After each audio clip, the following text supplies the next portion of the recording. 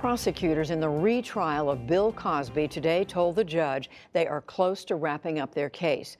The first trial ended in a hung jury last year. Now he is facing prosecution again over sexual assault charges. Yamiche Alcindor gets the latest. It comes after a judge ruled today that jurors can hear Cosby's 2005 testimony admitting he gave quaaludes to women before what he says was consensual sex. Jurors spent Friday and yesterday hearing from Cosby's principal accuser, Andrea Constand. She asserts the comedian drugged and sexually assaulted her at his Philadelphia home in January 2004. Cosby claims the encounter was consensual and that Constand, who took more than $3 million from him in 2005 in a 2005 settlement, is a con artist looking to cash in. More than 50 women have made similar accusations against Cosby, dating back decades. Cosby denies all charges of assault. Mary Claire Dale is a longtime Associated Press legal affairs reporter and currently on leave for a Neiman Fellowship in journalism.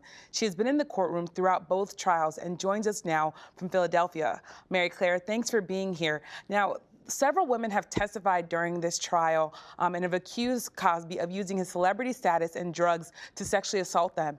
Walk me through what might have been powerful moments in the courtroom, and what are they saying?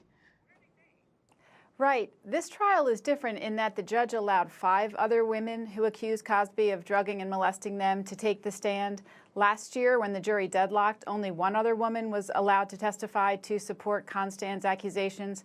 So these women, they include the former supermodel Janice Dickinson, a Colorado music teacher, Heidi Thomas, and 3 others, testified to very similar patterns of alleged behavior. They say that they went to meet Cosby sometimes in a hotel suite or a home that they had gone to perhaps have an acting lesson, or they were hoping that he might introduce them to other people in the music or entertainment world, things like that.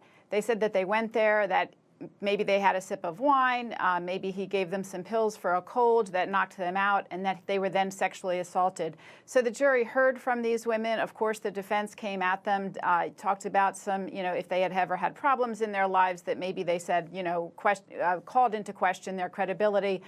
Many of the women, nonetheless, maintain that their stories against Cosby are true. They acknowledged perhaps problems in their lives, but said that this was absolutely true, and that one even said, "You remember me, don't you, Mr. Cosby?" Talk to me about the Me Too movement and if at all what impact it's having on the trial. The first trial happened before the Me Too movement happened. This time around, things are different. Right. It's a very different moment, even though it's not even a year later in this trial. For one thing, the jury is somewhat younger this time around. And more importantly, perhaps some jurors who have kept up with the Me Too movement during questioning before they made the jury, many of them said they were familiar with the moment and the movement. And so the accusations are coming forward in a time when perhaps more people are aware of the history that some women have had with sexual harassment or other forms of harassment.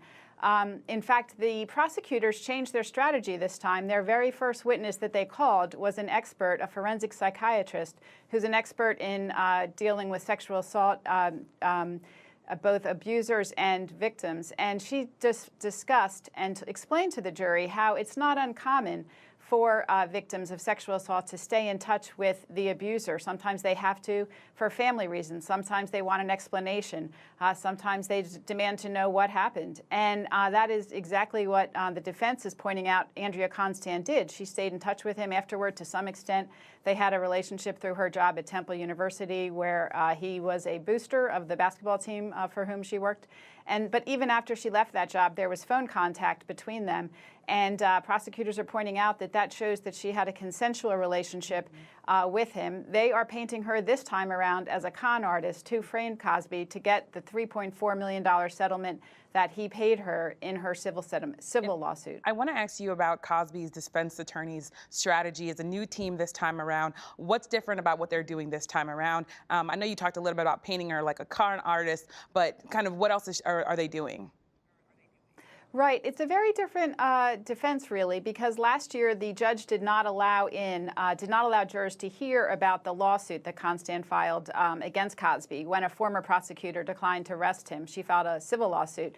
After Cosby was made to give deposition over 2 years, 4 days of testimony over 2 years, and in which he acknowledged getting quaaludes in the 70s to give women that he wanted to have sex with. And he acknowledged some other patterns of behavior, giving young women, actresses and models, wine before sexual encounters and things like that. They again say they were, knocked out by the wine or the pills. So that settlement money is coming in. And so the question isn't consent as it was last year. Last year, really, the whole issue was just, was it a consensual relationship or was it a consensual encounter? This time, they are saying that she was a con artist and deliberately set out a plan to frame Cosby and get this money. Well, thank you so much, Mary Claire Dale of the Associated Press. I really appreciate you joining us. Thank you.